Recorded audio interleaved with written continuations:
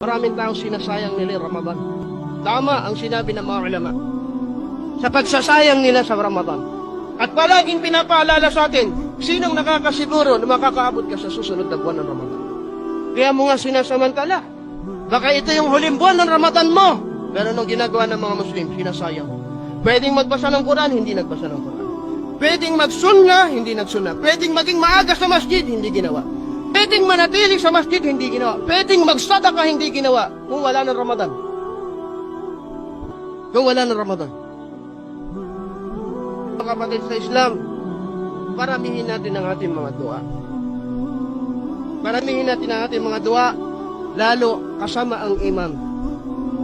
Faka'annama sallal layl. Kama kala sallallahu alaihi wasallam, pag nagsala ka ng tarawih kasama ng imam, sinimulan mo at tinapos mo para mong pinagsalahan ang buong gabi. Allah